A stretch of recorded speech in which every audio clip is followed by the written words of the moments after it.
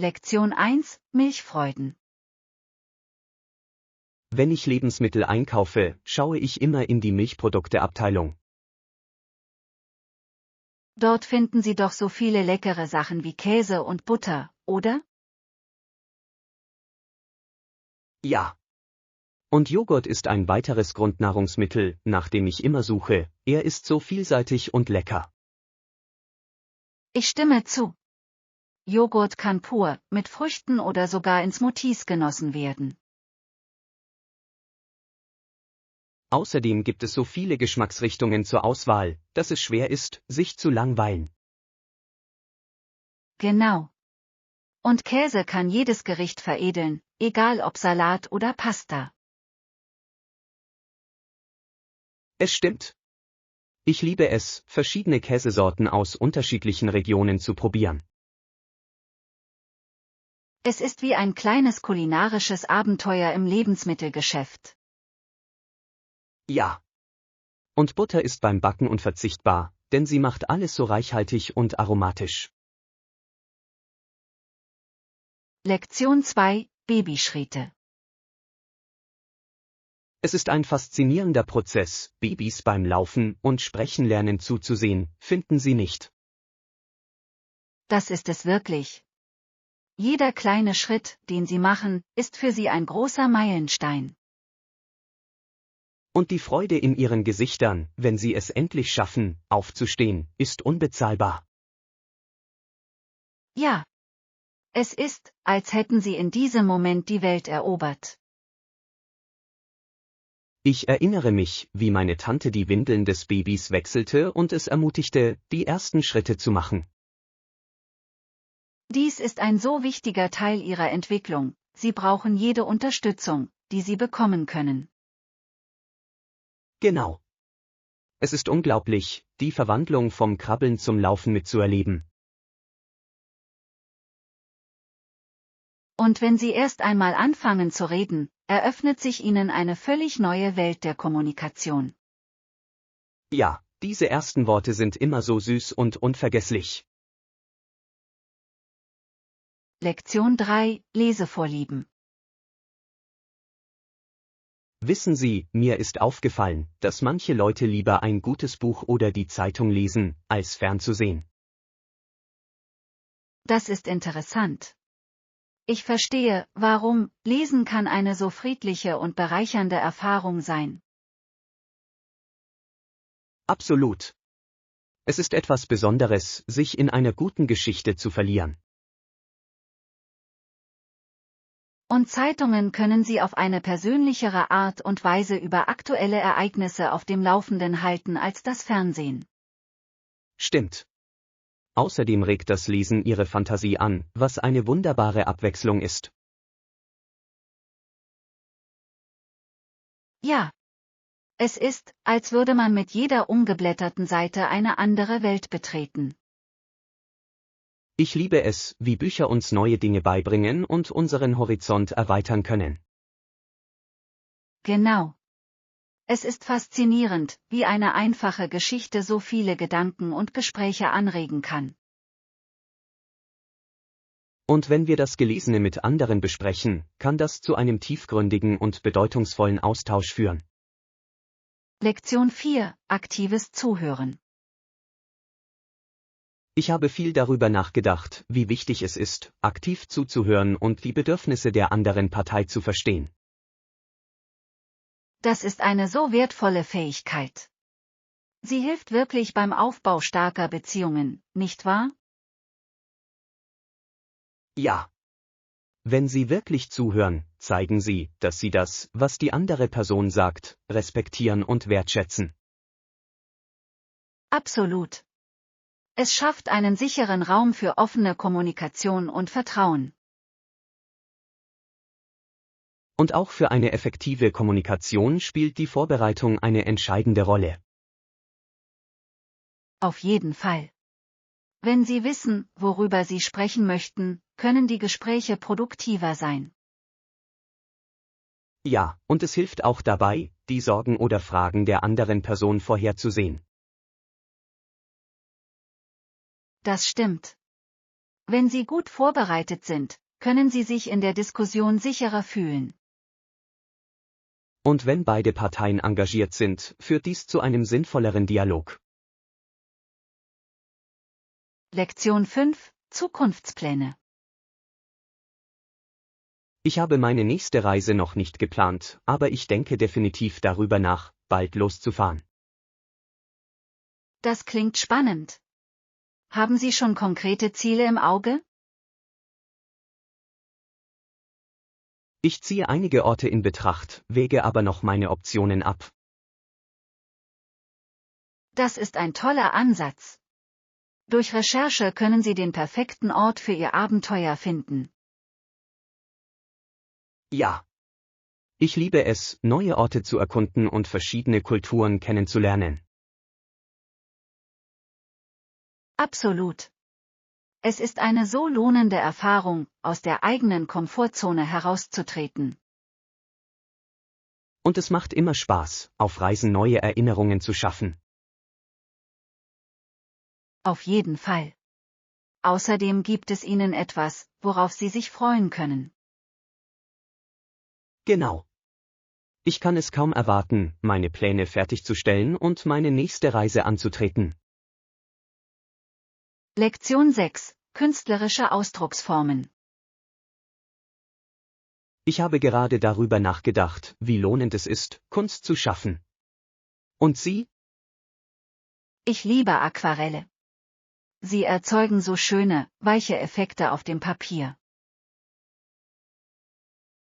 Ja. Aquarelle können durch Farbe und Technik eine Reihe von Emotionen hervorrufen. Genau. Es ist, als ob jeder Pinselstrich seine eigene Geschichte erzählt. Ich finde es faszinierend, wie das Wasser die Art und Weise verändern kann, wie Farben miteinander verschmelzen. Ich auch. Es ist fast magisch zu sehen, wie unerwartete Ergebnisse wunderschön ausfallen können. Und Malen kann therapeutisch sein und ermöglicht Ausdruck und Entspannung. Auf jeden Fall. Es ist eine wunderbare Möglichkeit, abzuschalten und die eigene Kreativität zu entfalten. Ich liebe es, wie Kunst Menschen zusammenbringt und bedeutungsvolle Gespräche anregen kann. Lektion 7: Wochenendspaß. Hallo. Ich habe überlegt, dieses Wochenende etwas Lustiges zu machen. Irgendwelche Ideen? Das klingt nach einem tollen Plan.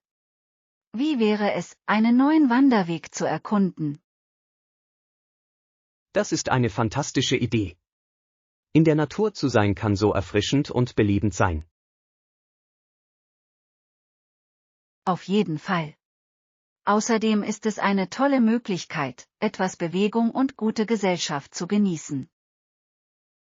Ich liebe es, neue Wege zu entdecken und die wunderschöne Landschaft entlang des Weges zu genießen.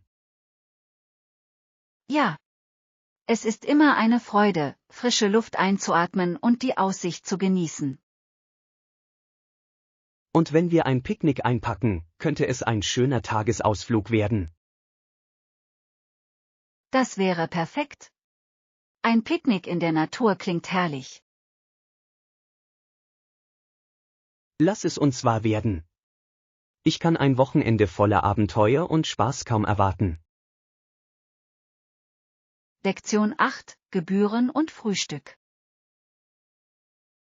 Ich habe gerade die Rechnung überprüft und es sieht so aus, als ob für unseren Aufenthalt einige zusätzliche Kosten angefallen sind, mit denen ich nicht gerechnet habe. Ach, wirklich? Um welche Anklagen geht es hier? Offenbar wurde eine Gebühr für den Zimmerservice und die Minibar erhoben, die meiner Meinung nach im Preis inbegriffen war. Das ist ärgerlich. Haben Sie das beim Einchecken erwähnt? Ich dachte, das Frühstück sei kostenlos.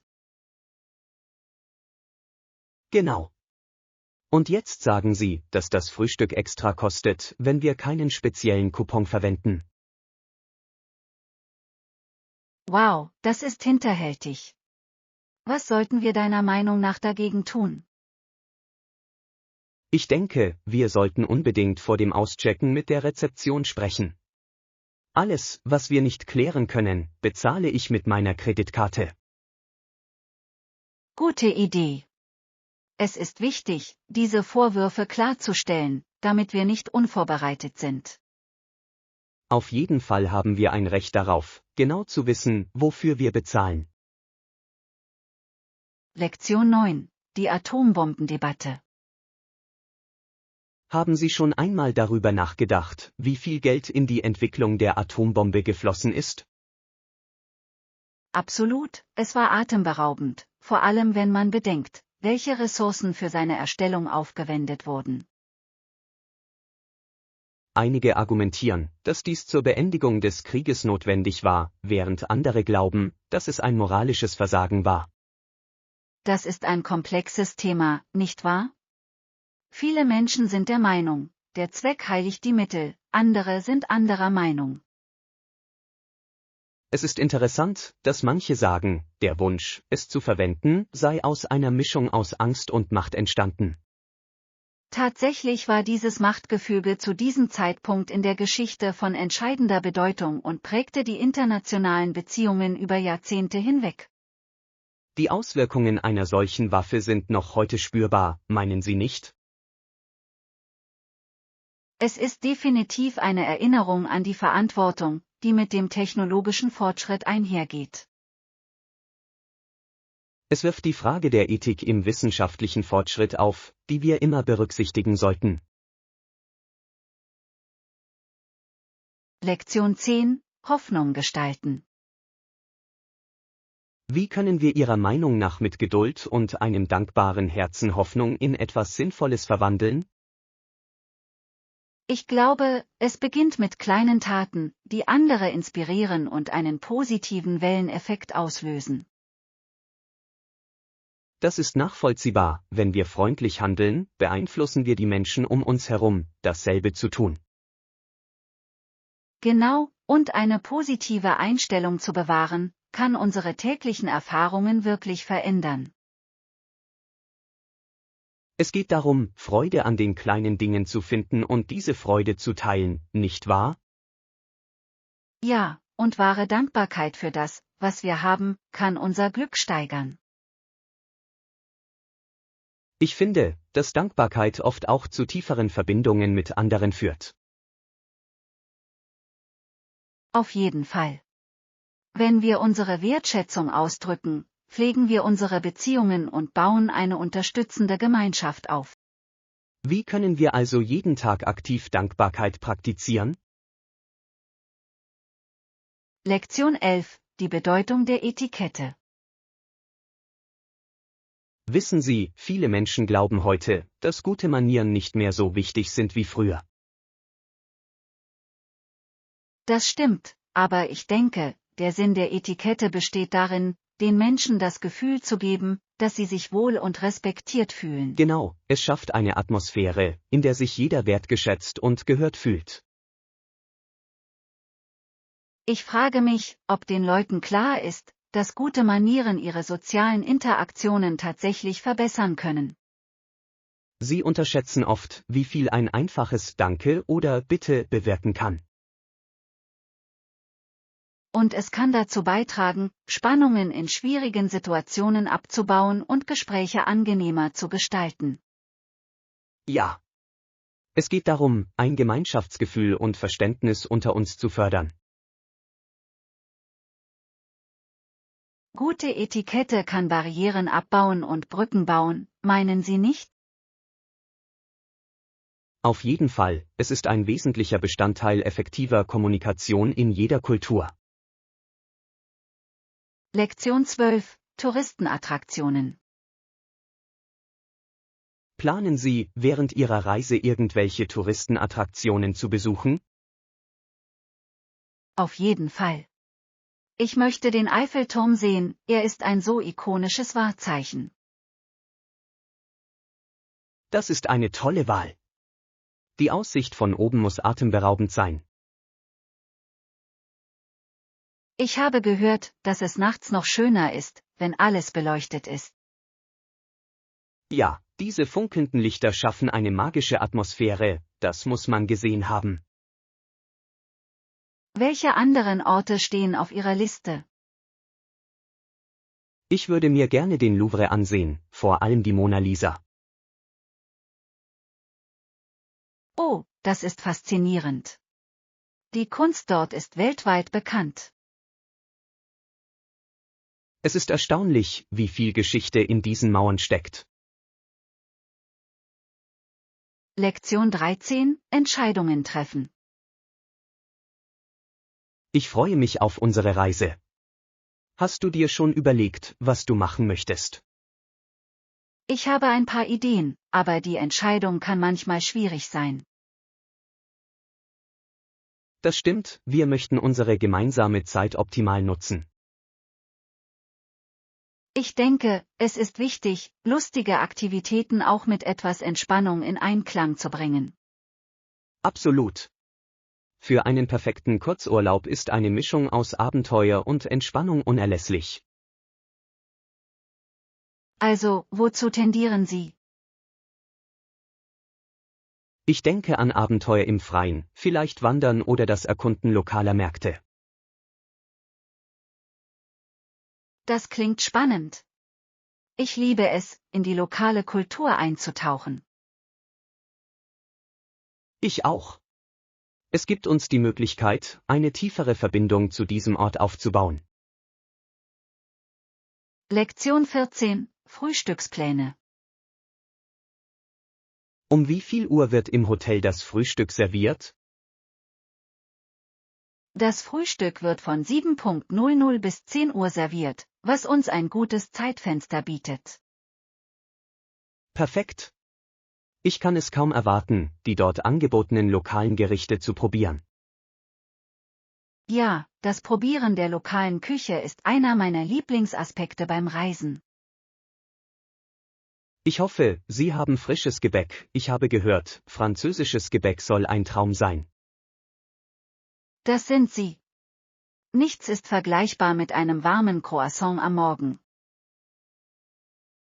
Genau. Es ist ein wunderbarer Start in den Tag.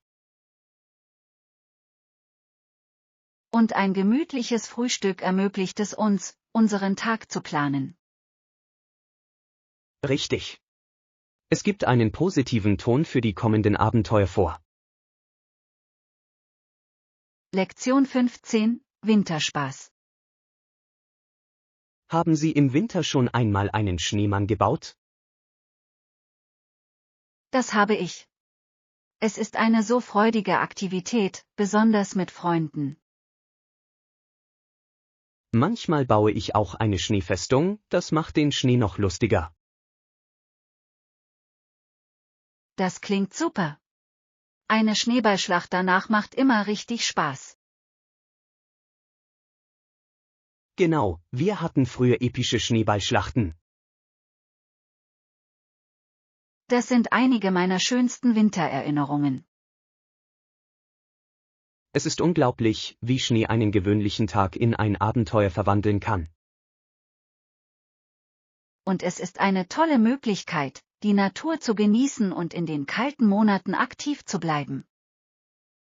Ja, der Winter hat seinen Reiz, vor allem mit all den lustigen Aktivitäten, die wir unternehmen können. Lektion 16: Erfolgreiche Reisen.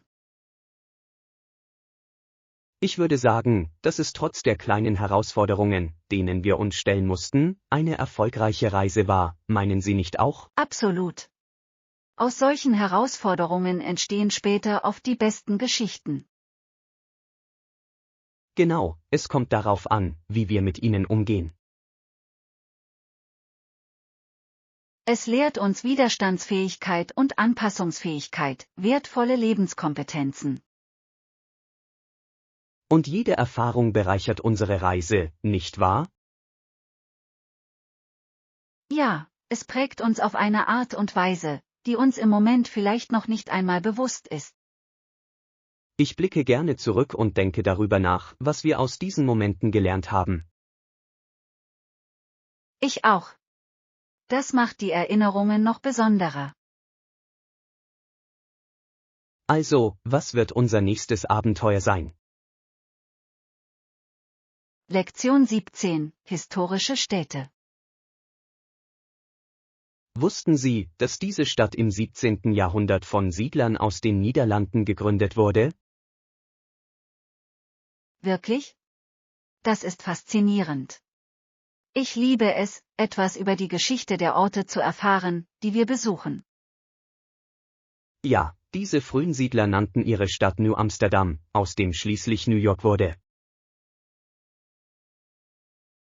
Es ist erstaunlich, wie sich Namen und Orte im Laufe der Zeit entwickeln. Dadurch lernt man ihre Geschichte noch mehr zu schätzen. Absolut. Wenn man durch die alten Straßen geht, kann man die Geschichten der Vergangenheit fast spüren. Das kann ich mir vorstellen. Glauben Sie, dass heute noch einige der ursprünglichen Gebäude existieren? Ja, einige von ihnen sind als historische Stätten erhalten geblieben und es werden Führungen angeboten, die ihre Bedeutung hervorheben. Das klingt unglaublich. Ich würde gerne sehen, wie die Menschen damals lebten und wie ihr Alltag aussah. Auf jeden Fall. Es ist interessant, darüber nachzudenken, wie anders das Leben im Vergleich zu heute war. Lektion 18. Historische Loyalitäten.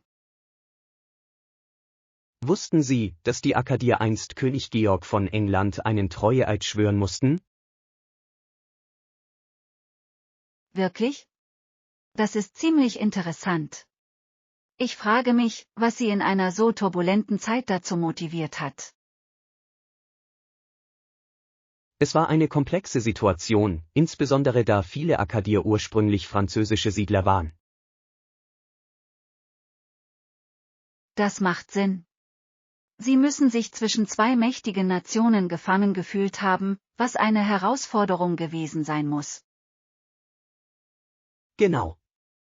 Philipps gelang es 1729, dies auszuhandeln und sich so die Treue der französischsprachigen Bevölkerung zu sichern. Es ist faszinierend, wie solche Entscheidungen die Zukunft dieser Gemeinden geprägt haben. Was glauben Sie, wie sie darüber gedacht haben? Ich kann mir vorstellen, dass es eine Mischung aus Angst und Hoffnung war, da sie ihr Überleben in einer sich verändernden politischen Landschaft sichern wollten. Das stimmt. Ihre Loyalität muss im Laufe der Zeit auf die Probe gestellt worden sein, insbesondere angesichts der wechselnden Loyalitäten in der Region. Ja, und es ist bemerkenswert, wie die Geschichte die Menschen oft dazu zwingt, zum Wohle ihrer Familien schwierige Entscheidungen zu treffen. Lektion 19. Backglück. Haben Sie schon einmal versucht, zu Hause Brot zu backen? Ja, das habe ich, und ich muss sagen, es ist unglaublich befriedigend, selbstgemachtes Brot von Grund auf zu backen. Ich stimme voll und ganz zu. Der Duft von frischem Brot in der Küche ist einfach unschlagbar. Genau. Es ist wie eine warme Umarmung für die Sinne. Welche Brotsorte backen Sie am liebsten? Ich mache wirklich gern Sauerteig, der lange Gärungsprozess verleiht ihm einen ganz besonderen Geschmack. Sauerteig ist fantastisch. Normalerweise nehme ich klassisches Weißbrot, es ist einfach und doch so beruhigend. Haben Sie schon einmal versucht, Ihrem Brot Kräuter oder Knoblauch hinzuzufügen? Das verstärkt den Geschmack ungemein. Oh ja. Ich habe einmal Rosmarin-Knoblauchbrot gebacken und es war ein Hit bei der Dinnerparty, die ich veranstaltet habe. Das klingt lecker. Hast du Lust, mal zusammen zu backen? Lektion 20. Die Autowahl. Ich habe gerade unseren Bestand überprüft und es sieht so aus, als hätten wir noch ein paar Autos übrig. Welche Größe und welchen Typ möchten Sie in Betracht ziehen? Ich brauche unbedingt ein kleines Auto, das sich gut manövrieren lässt, vor allem in der Stadt. Ein kompaktes wäre ideal. Das klingt super. Wir haben einige Kompaktmodelle im Angebot. Bevorzugen Sie eine Limousine oder einen Fließheck? Ich denke, ein Fließheck wäre praktischer zum Parken und außerdem lassen sich Lebensmittel und andere Sachen leichter einladen. Absolut. Schräghecklimousinen sind sehr vielseitig. Möchten Sie einen Blick auf die Funktionen werfen, die sie bieten, wie Kraftstoffeffizienz und technische Optionen? Ja, ich würde gerne mehr über die Kraftstoffeffizienz erfahren, das ist für mich ein wichtiger Faktor. Dieses Modell verbraucht etwa 5,7 Liter pro 100 Kilometer, was für den Stadtverkehr recht beeindruckend ist. Glauben Sie, dass das Ihren Anforderungen entspricht? Auf jeden Fall. Das würde mir einiges an Benzin sparen. Wie sieht es mit den Sicherheitsfunktionen aus? Es verfügt über erweiterte Sicherheitsfunktionen, darunter Spurhalteassistent und automatische Notbremsung. Diese könnten wirklich hilfreich sein. Lektion 21: Riskantes Geschäft.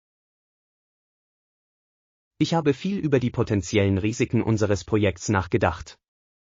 Es ist wichtig, dass wir jedes einzelne sorgfältig analysieren, um spätere Überraschungen zu vermeiden.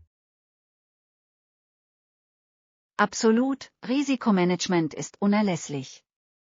Wenn wir diese Risiken nicht frühzeitig erkennen, könnten wir erhebliche Rückschläge erleiden. Richtig, und manche Risiken mögen zunächst gering erscheinen, aber sie könnten sich zu großen Problemen entwickeln, wenn wir nicht vorbereitet sind. Genau. Wenn wir beispielsweise finanzielle Risiken übersehen, kann das unser gesamtes Budget gefährden. Und wie steht es mit den operativen Risiken? Diese können uns überraschen, wenn wir keinen soliden Plan haben. Ja, Notfallpläne sind entscheidend. Sie sind wie ein Sicherheitsnetz, das uns auffängt, wenn etwas schief geht. Apropos, haben Sie darüber nachgedacht, wie wir diese Risiken dem Team effektiv vermitteln können? Das habe ich. Wir sollten ein Meeting abhalten, bei dem wir unsere Ergebnisse besprechen und die Beiträge aller Beteiligten einholen können. Das ist eine großartige Idee. Indem wir die Perspektive aller einbeziehen, können wir unseren Ansatz verfeinern und stärken. Lektion 22: Amsterdam Abenteuer. Ich freue mich sehr auf den möglichen Zwischenstopp in Amsterdam. Es klingt nach einer tollen Gelegenheit, die Stadt zu erkunden. Ich stimme vollkommen zu. Wie lange haben wir während des Zwischenstopps? Ich glaube, es sind ungefähr 6 Stunden, was uns genug Zeit geben sollte, einige Sehenswürdigkeiten zu besichtigen. Das ist perfekt. Ich habe gehört, die Kanäle sind wunderschön und wir könnten uns dort sogar ein paar lokale Snacks holen. Apropos Snacks, wie viel kostet das Ticket für die gesamte Reise? Ich glaube, es kostet um die $1000, aber mit dem Zwischenstopp könnte es jeden Cent wert sein. Auf jeden Fall. Amsterdam zu erkunden wäre ein einzigartiges Erlebnis, insbesondere mit seiner lebendigen Kultur und Geschichte. Außerdem können wir ein kleines Abenteuer erleben, bevor wir unser endgültiges Ziel erreichen. Es ist wie 2 Reisen in einer. Ich bin ganz dafür, unsere Reiseerlebnisse zu maximieren. Lektion 23: Filmmelancholie. Manchmal sehe ich mir traurige Filme an, die mich wirklich zum Weinen bringen. Das kann ziemlich kathartisch sein, finden Sie nicht? Ich verstehe das, aber ich persönlich bin nicht gern traurig. Es fällt mir schwer, diese Gefühle danach abzuschütteln. Das ist ein guter Einwand. Es ist interessant, wie unterschiedlich Menschen auf Filme reagieren. Manche finden Freude an der Traurigkeit, andere bevorzugen leichtere Geschichten. Genau. Ich mag oft Komödien oder Wohlfühlfilme, weil sie meine Stimmung heben und mich zum Lächeln bringen. Das verstehe ich. Aber ist es Ihrer Meinung nach wichtig, durch Filme eine Reihe von Emotionen zu erleben? Auf jeden Fall. Es hilft uns, mit unseren eigenen Gefühlen in Kontakt zu treten, aber ich halte die Dinge trotzdem lieber optimistisch, wenn ich kann. Ich respektiere das. Es geht um persönliche Vorlieben und darum, was bei uns Anklang findet. Auf jeden Fall. Wenn ich mir einen Film anschaue, möchte ich mich danach gut fühlen und nicht von Traurigkeit geplagt sein. Das ist absolut logisch. Schließlich sollen Filme uns unterhalten und uns für eine Weile der Realität entfliehen lassen. Lektion 24: Stadterkundungen.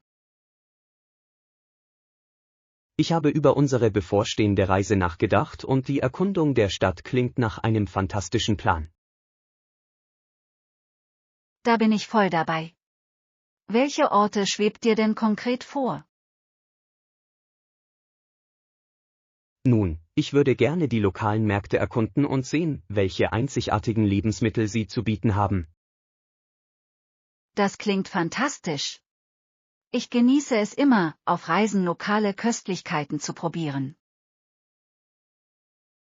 Ich auch.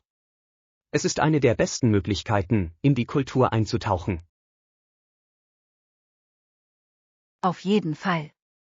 Außerdem können wir viele Fotos machen, um uns an unser Abenteuer zu erinnern.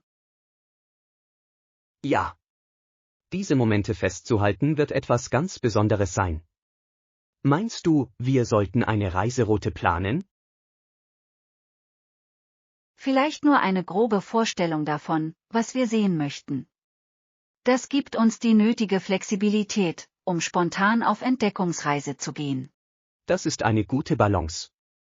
Mir gefällt die Idee, eine gewisse Struktur zu haben, aber dennoch Raum für Überraschungen zu lassen. Lektion 25: Kulinarische Reisen. Haben Sie schon einmal versucht, internationale Rezepte zu Hause nachzukochen? Es kann ein tolles Erlebnis sein.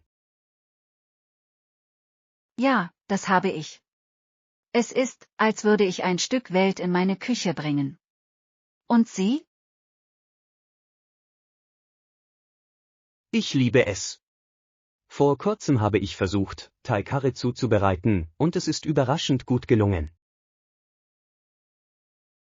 Das klingt köstlich. Ich wollte schon immer mal versuchen, selbstgemachtes Sushi zuzubereiten. Sushi ist eine großartige Wahl. Es sieht herausfordernd aus, aber es lohnt sich, wenn man es richtig hinbekommt. Genau. Außerdem ist es eine tolle Aktivität mit Freunden. Wir könnten einen Sushi-Abend veranstalten. Das wäre großartig. Wir könnten gemeinsam lernen und anschließend unsere Kreationen genießen. Auf jeden Fall. Es ist eine tolle Möglichkeit, durch Essen Kontakte zu knüpfen und kulturelle Erfahrungen auszutauschen. Ich liebe es, wie das Kochen uns mit verschiedenen Kulturen verbinden kann. Es macht das Essen noch spezieller. Lektion 26: Überprüfungsjagd. Wenn ich eine Reise plane, lese ich immer Bewertungen, um die besten Angebote zu finden. Das hilft mir wirklich, meine Auswahl einzugrenzen. Das ist ein cleverer Ansatz. Ich mache das genauso, insbesondere wenn es um Unterkünfte und Restaurants geht. Genau. Ich möchte sicher gehen, dass ich die richtigen Entscheidungen treffe, bevor ich mein Geld ausgebe. Darüber hinaus können lokale Einblicke einen großen Unterschied für unsere Erfahrung ausmachen. Auf jeden Fall. Und ich werde mir auch einige lokale Attraktionen ansehen, die gute Bewertungen haben. Ja. Es geht darum, unsere Zeit optimal zu nutzen und das Beste aus unserem Besuch herauszuholen. Ich liebe es, verborgene Schätze zu entdecken, die nicht in den typischen Reiseführern stehen. Ich auch. Dadurch fühlt sich die Reise authentischer und unvergesslicher an. Auf jeden Fall. Lass uns anhand der Bewertungen eine Liste mit Orten erstellen, die wir uns ansehen möchten.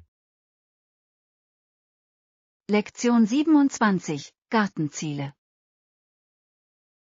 Ich habe darüber nachgedacht, in meinem Hof einen Garten anzulegen, bin mir aber nicht sicher, wie groß er sein sollte. Die Entscheidung kann überwältigend sein, aber klein anzufangen ist vielleicht der beste Ansatz. Ich stimme zu. Vielleicht nur ein paar Pflanzen, um den Dreh rauszukriegen, bevor wir expandieren. Genau. Es ist einfacher zu handhaben und ermöglicht uns, im Laufe der Zeit zu lernen. Mit welchen Pflanzenarten sollten wir Ihrer Meinung nach beginnen? Ich würde Kräuter vorschlagen, sie sind leicht anzubauen und können zum Kochen verwendet werden. Tolle Idee. Außerdem verleihen frische Kräuter den Gerichten so viel Geschmack. Auf jeden Fall. Und wir könnten uns später sogar an etwas Gemüse versuchen. Das klingt nach einem tollen Projekt. Ich kann mir schon einen wunderschönen kleinen Garten vorstellen. Lektion 28: Aufregung auf Geschäftsreisen. Ja, ich reise nächsten Monat zu einer Geschäftskonferenz nach Paris und freue mich schon sehr darauf. Das klingt fantastisch. Paris ist eine so pulsierende Stadt mit so viel zu bieten. Ich weiß. Ich freue mich auf die Konferenz, hoffe aber auch, die Stadt ein wenig erkunden zu können. Das sollten Sie unbedingt. Welche Sehenswürdigkeiten möchten Sie am liebsten sehen? Ich würde gerne den Eiffelturm besuchen und vielleicht an der Seine entlang spazieren. Beides sind fantastische Möglichkeiten. Die Aussicht vom Eiffelturm ist atemberaubend. Und die Seine eignet sich perfekt für einen entspannten Spaziergang nach einem anstrengenden Konferenztag. Genau. Sie können die Atmosphäre aufsaugen und gleichzeitig die lokale Küche genießen. Ja. Dafür werde ich mir auf jeden Fall Zeit nehmen. Hast du Empfehlungen für Gerichte, die man unbedingt probieren sollte? Lektion 29: Internationale Küche. Ich werde das im Hinterkopf behalten. Welche anderen internationalen Gerichte empfehlen Sie auf Reisen? Es gibt so viele. Sie sollten unbedingt authentische italienische Pasta probieren, das ist ein echter Wendepunkt. Das klingt köstlich. Ich habe gehört, dass selbstgemachte Pasta ein ganz anderes Erlebnis ist. Auf jeden Fall. Und vergessen Sie nicht das indische Curry, der Geschmack ist unglaublich. Ich liebe Currys. Sie sind so reichhaltig und wohltuend. Und wie sieht es mit Desserts aus? Oh, Sie müssen französische Macarons probieren, sie sind leicht und voller Geschmack. Ich wollte schon immer mal eins probieren. Es scheint ein so köstlicher Leckerbissen zu sein. Vertrauen Sie mir, es lohnt sich. Jede Region hat ihre eigenen Spezialitäten, die es zu entdecken gilt. Ich bin schon ganz aufgeregt, wenn ich nur an all das köstliche Essen denke, das mich erwartet. Lektion 30: Harmonie zwischen Arbeit und Privatleben. Ich habe viel darüber nachgedacht, was einen Job wirklich zufriedenstellend macht, und ich glaube, es geht darum, die perfekte Balance zwischen Arbeit und Privatleben zu finden.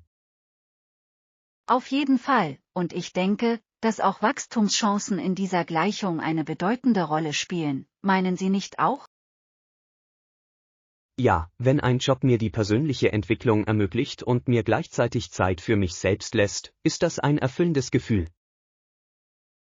Es ist, als ob sie eine Rolle finden, die sie nicht nur herausfordert, sondern auch ihre Freizeit respektiert. Genau. Ich habe Menschen gesehen, die in einem Umfeld erfolgreich sind, in dem sie sich weiterentwickeln können, ohne ihr Privatleben zu opfern. Und es ist erfrischend zu sehen, dass Unternehmen dem Wohlbefinden ihrer Mitarbeiter ebenso hohe Priorität einräumen wie dem beruflichen Aufstieg. Richtig. Es macht einen großen Unterschied, wenn man sich als Mensch und nicht nur als Mitarbeiter wertgeschätzt fühlt. Es geht darum, eine Arbeitskultur zu schaffen, die sowohl berufliches als auch persönliches Wachstum fördert. Absolut. Dieses Gleichgewicht ist für die langfristige Zufriedenheit im Job und das allgemeine Glück unerlässlich.